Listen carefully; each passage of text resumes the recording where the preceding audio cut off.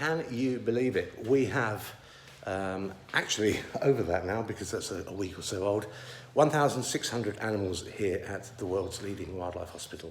We are to the rafters. It's like the busiest season we've ever had. I'm sorry if I'm lisping a bit, but I've got like these brace things on my teeth, which is kind of weird. But it's Friday morning. I've got an hour free, and I thought I'd show you some of the things that happened this week. So I'll take you for a wander down. I hear that there was a beautiful little Bambi, a fallow deer that had a leg amputation yesterday. So I think we're going to find her. So there's a plan. Look, nobody in reception. It's nice and quiet. It's because it's early in the morning. Hello, good morning. Hello, good morning. Most of our patients come in after 5:30 in the evening. It's because people are out walking their dogs, driving home from work, and that's when they see a badger or a fox or a deer or a hedgehog or a boyd that's turned up. In fact, this morning it's so quiet, we've only had a rabbit, a blackbird, a vole, and 2 pigeons come in. So that's not too bad. Let's have a peek through, see what Uncle Steve's doing. Uncle Steve is operating. Hello, Uncle Steve. He's operating on a couple of hedgehogs. How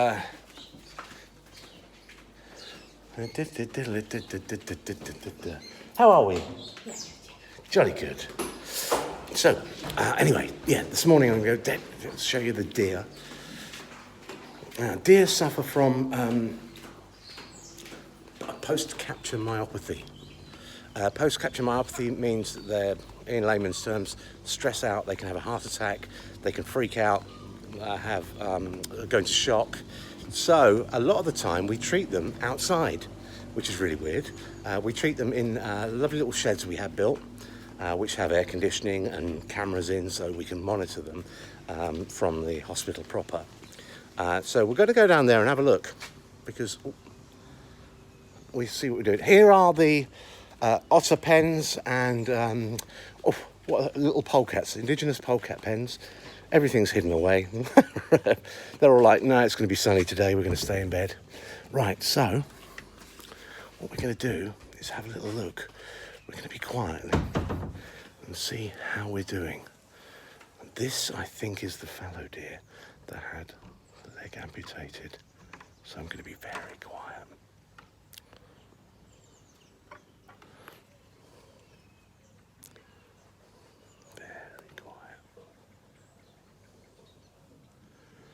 You can just see the back of her where it's been shaved so that the obviously the amputation could take place. She's looking very bright, obviously on a drip. Hello Bambi, you're very beautiful. So she had a back leg off. Let's have a look and see what other kind of deer we've got in here.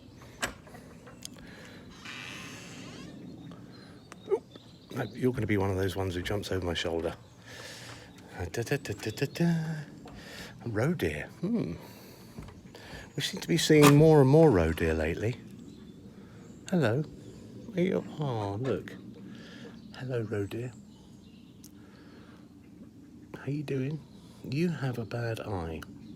I can't see your cards because it's obviously up in the hospital proper. But it looks like they've cleaned up the eye. They'll obviously be treating the infection.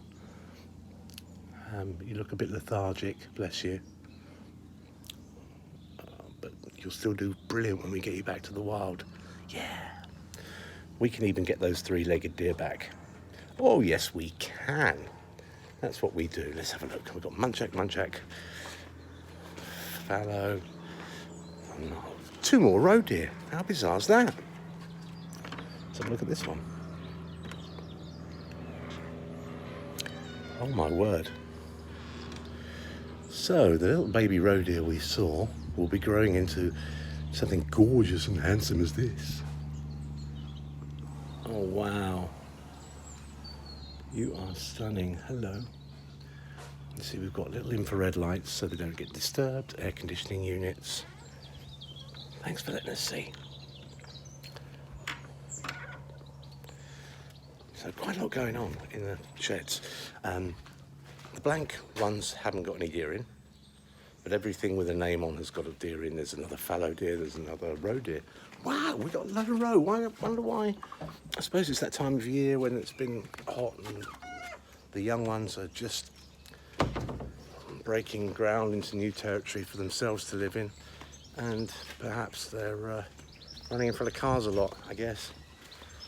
And we notice a huge difference when the clocks get changed. You know, when the clocks go forward or back in October, we have double the number of deer casualties per day in, because it gets darker.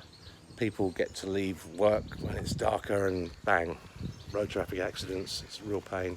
Oh, look, some fox cubs. We have a lot of, go on, run. Run away, run away, run away, good boys. We have a lot of foxes. We'll do a soft release scheme where we release several hundred foxes back to the wild at the end of the autumn, or mid-autumn, end of the summer. Excuse me. Really good sign when you see them being as wild as they are. People can try and hand rear them with the best will in the world, but as soon as an animal's imprinted or tame, it's not going to survive in the wild. So we ensure that everything legs it, as you've just seen. And in here, let's have a look, see if we can see from a distance.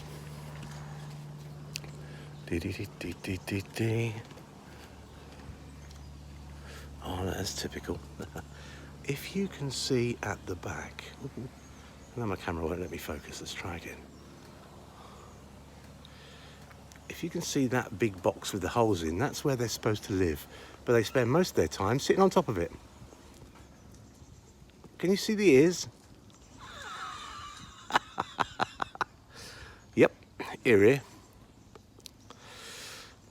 There is a downside occasionally. We get brain trauma patients in, like this guy. You see this guy here? Yes. And we do all we can, but unfortunately with the brain trauma, they're almost tame, which is a pain in the bum when you're running a hospital, because it's not a sanctuary. But what we do is we'll create a safe home for it, build a den or a set if it's a badger, and the permanent, we call them permanents, the permanent brain damaged patients live out their lives happily out in the fields here, where we can keep an eye on them, make sure they don't get into any trouble. Bat cave. This is new. I've got a bat cave, guys.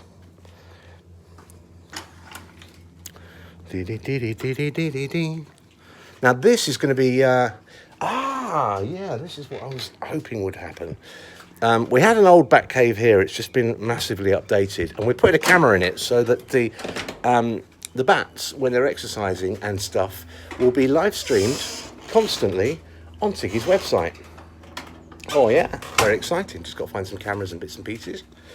So so you'll be able to log in any time of the day and see these guys getting ready for release. Now, do you reckon we can find a bat? I doubt it. Let's have a look. Plenty of mealworms. Num num. Oh, 2 bats. Hey, they're pipistrelles, they're little bats. We get pipistrelles, we get long-eared bats. You're supposed to be hanging upside down. I'll bet they're all behind there. But yeah, we get lots of bats in. Very cute. We had a long-eared last week that came in with the baby still attached to its mum, which was very sweet. But that's in one of the mammal wards, and we've got a lot of babies in, so I don't want to disturb them. Right? Baby, there we go. Baby hedgehogs with their mum. You don't really want to disturb them at all, because mums can turn funny with their babies. So we give them as much space as we can while still treating the mum for her injuries, which is, you know, how you do it. Right, where are we? Apples, lovely.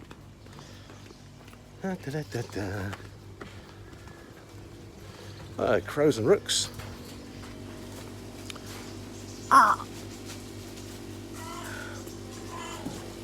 We're getting a lot of ravens in it as well at the moment. They're doing very well in that.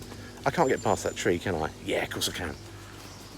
Ooh, ooh, ooh, ooh, Hey up. Anybody like an owl?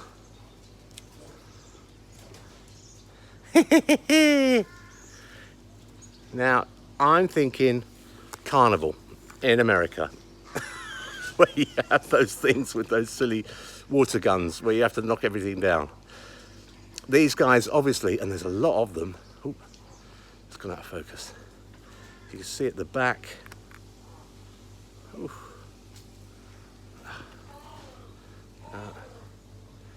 Right, back there you go. Look, if you see at the back, there's a barn owl in there, loads more tawnies, all getting ready for release, aren't you guys? Yes, thank goodness, because we are full. We are absolutely brimming. Let's go and have a wander around here. Another owl in there. And a kestrel. Yeah, well. Things hide so well here, and I must invest in a camera. Oh my lord. Wow. Wow. You guys made me jump. These are red kites.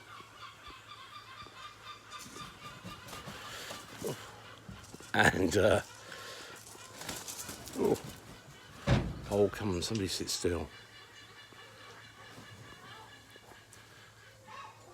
I'm so sorry about the focus. Let me try and do something here.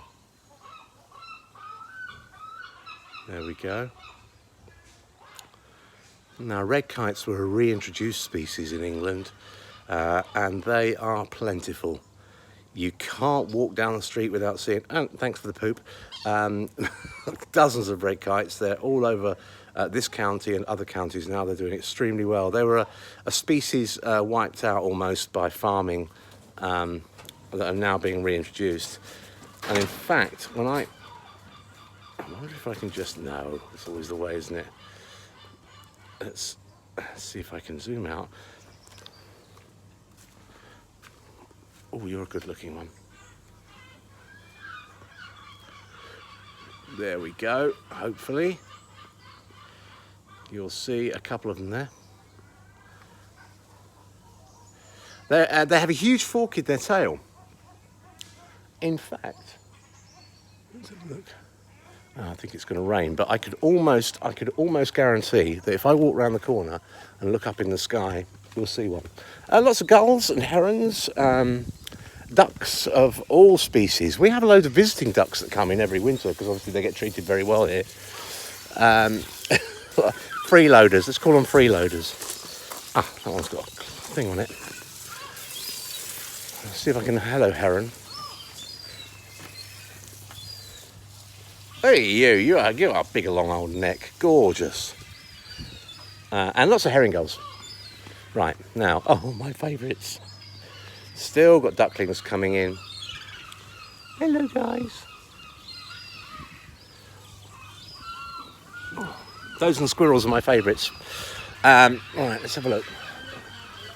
You know, the one time I was trying to prove a point, there's not a single red kite in the sky. But they have a huge fork on their tail, and they soar majestically like a soaring, majestic thing. Okay, well, that's deer. Thanks for tuning in. Thank you. We'll see you soon. I'll try and do a video every Friday. I'm going to try and get into the Operation Theatre next week. Nothing too gory, I promise. And see what we're doing, because Steve, Sharon, Fran and the teams there are doing incredible things these days. They're just so technologically amazing. We're using cold laser therapy now on many of the patients. We're doing all sorts of things. So you should stay tuned. And we'll leave on this little hedgehog being, oh, look. Nom, nom, nom, nom, nom. Nom, nom, nom. Fantastic. Well, that's it. That's I'll leave it here. We've got I think we've got 150 baby hedgehogs in a minute. There's some more there. Look. Oh, hello, precious. And we're getting through tons and tons of actually it's an American thing, because a lot of my friends are out in America, called Esbilac. I don't know if you've heard of it. It's made by a company called AG, and it's really hard to get hold of in this country. and we keep running out. So, yeah, if by any chance you know somebody who works for AG Products or whatever they're called, Esbilac, can they ship us a big container full once a year? Because it's what we use to raise squirrels, partly hedgehogs and other mammals, and it's really great stuff. So have a lovely weekend. I'll try and see you next Friday, and yeah, we'll share something exciting together in the operating theatre. Maybe they could fix my hip.